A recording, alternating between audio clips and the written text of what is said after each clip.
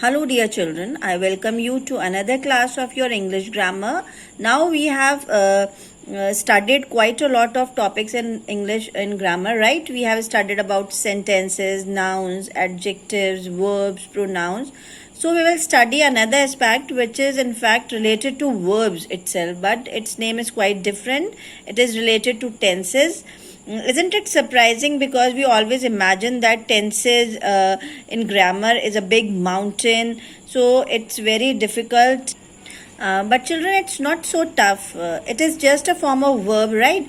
But here the difference is that it is not taken, it is that form of the verb which tells us about the time at which that particular action happens. Okay, now let's go ahead and see what are the tenses. So children, as we know that there are three types of tenses, that is present tense, past tense and future tense. So today in this video we are going to focus on present tense only. Okay, so now if we talk about present tense, it has three parts, okay, which we are going to study today. That is simple present, present continuous and present perfect tense. Okay. Children, now let's focus on simple present tense first. In simple present tense, we use do or does, right? And we use do or does when we need to talk about habit, we need to talk about the routine, or we need to talk about the universal truth, right? Like say for example, habit, I drink coffee, okay? So, I drink coffee, it's my habit as I don't drink tea, okay? I only drink coffee. Now if we talk about the routine, say I don't go to my office on Sundays, so it's my routine, I don't go to my office on Sunday. I generally don't go to my office, right, on Sundays. Now the third one is the universal truth.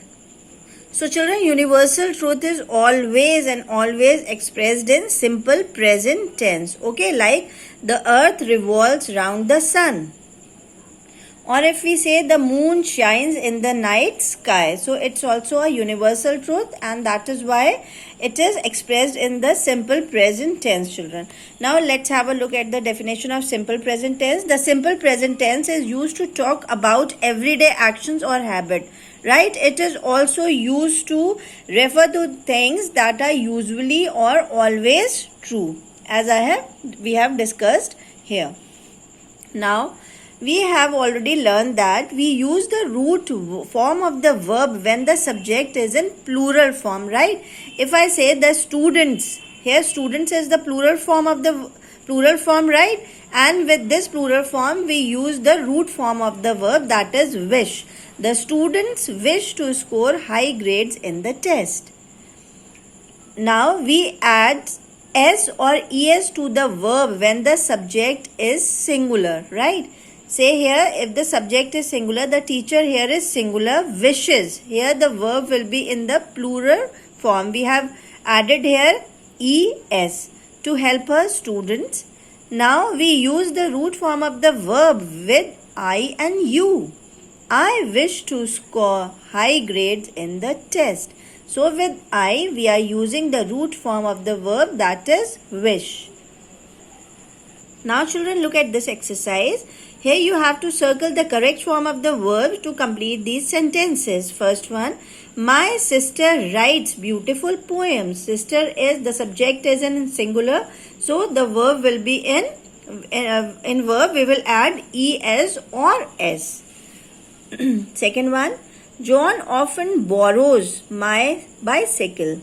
David is, the subject is a singular, so we are using the verb in plural, right? From 9 to 6 every day. I bring my pocket dictionary to school. I like mathematics, but Harry hates it. The sun rises in the east and sets in the west. Children, as it is the universal truth, we are using simple present tense here. Now fill in the blanks with correct form of the verb given in the brackets. Mr. Tom teaches us English and history. The pastry shop closes at 8 every evening. They know the answer to all the questions. Many animals depend on trees for food. Anna and Alex decorate the Christmas tree every year. So children, both these exercises you will do in your book in neat handwriting. Now children, coming on to present continuous tense, right? And present continuous tense is used to talk about actions that are happening right now. Okay. It can be, the action can be incomplete or continuous or an ongoing action, right? For example, if I say that I am teaching English and you are studying English, right? Now let's take another example. He is watching a movie. So here we start with the subject and a be verb in this case. Okay. Right. The subject, he, she and it, we use the be verb, that is. Right. So with he, she, it, we will use is.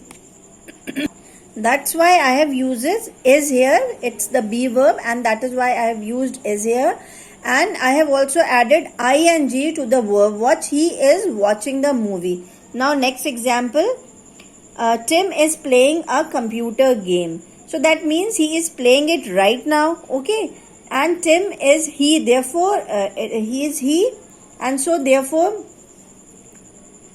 again we use the be verb is. And again I have added ing, right, to the verb play.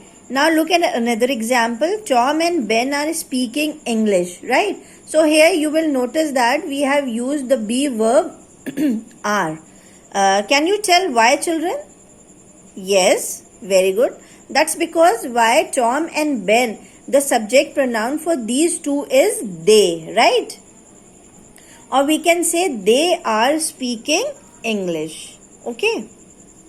So now children, look at the definition of the present continuous tense.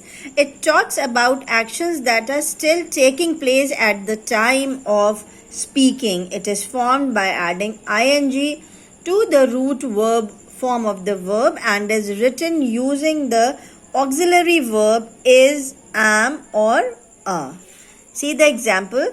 Jack is eating an apple. I am watching a cartoon film. Now here, this exercise number 3. Here you have to take the correct verb in these sentences.